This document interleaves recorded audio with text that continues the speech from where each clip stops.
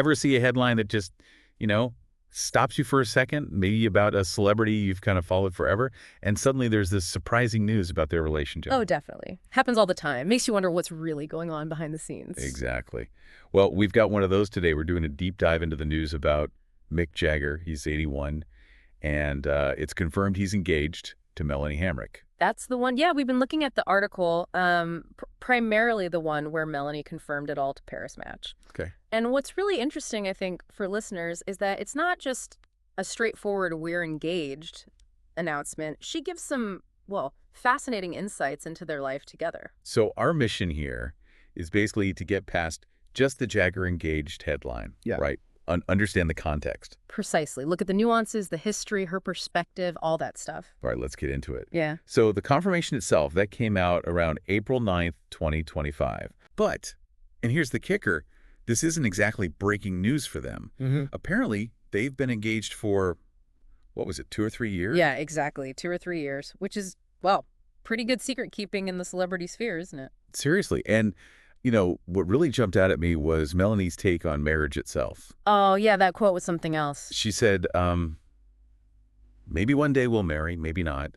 We were so happy in our current life that I would be too afraid to change anything. Right. It's like the engagement is there, but the pressure to actually get married, maybe not so much. It feels very much about their current happiness, not necessarily hitting traditional milestones. It really does. It kind of challenges that whole expected sequence, you know? Yeah. Engagement means wedding bells soon. Here, it's more like contentment is the goal. Which is refreshing in a way. Totally. So how did they even get to this point? Yeah. The article mentions they met quite a while ago. Way back, yeah. Early 2014 in Japan. Japan, huh?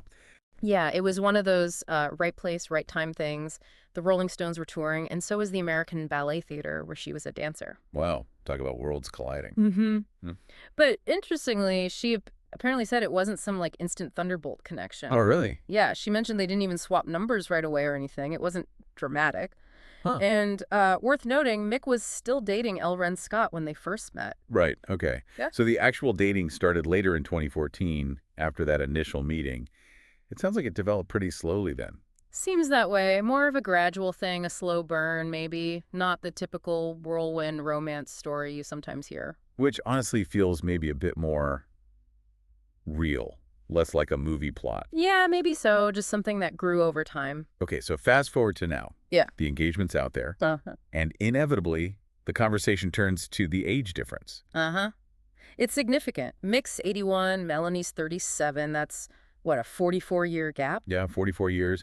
And that's something the public definitely tends to focus on. How does she address it? Well, pretty directly, actually. She basically says she doesn't really think about it much. Just doesn't dwell on it. Seems like it. Her attitude is kind of, well, people are going to have opinions no matter what, right? True. So she focuses on her own happiness, the happiness of people close to her. She used the phrase, putting the blinders on to the external noise. That makes sense. You'd probably have to in Yeah. that situation. Yeah. Like, okay, are we good? Is our family good? Yes. Then the rest is just noise. Exactly. It's a very deliberate strategy, it seems, to just, live their life and not get bogged down by commentary, prioritizing their own reality over public perception. You have to respect that, really. Now, speaking of family, Mick Jagger's family situation is, well, complex. That's one way to put it. Quite extensive. The article touches on it. Yeah, so there was his marriage to Bianca Jagger. They have their daughter, Jade, who's, 53 now. Right. And then 7 other children from different relationships. Let's see.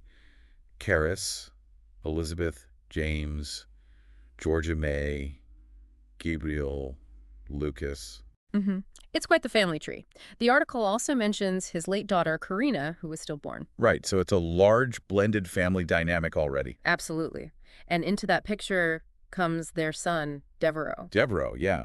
Born in 2016, so he's about 8 years old now. Exactly. So, while this engagement news might feel recent, they've been co-parenting and building this family unit for quite some time. That's a really good point. It's not like the engagement came out of nowhere.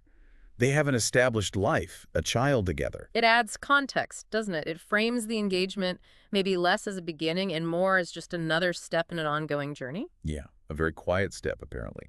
Now, the article, just for context, it does name drop a few other recent celebrity engagements. Oh, right, yeah. Just briefly, people like Jacob Batalon, Estee Haim, Drake May, Zendaya, and Tom Holland were mentioned. Montana Jordan, Chloe Grace Moretz. a few others. So the point there isn't really about those specific couples, right?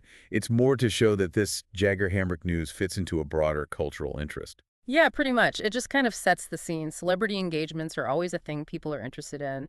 It shows this is part of that ongoing trend, even if, as we've discussed, the details here are maybe a bit unconventional. Right.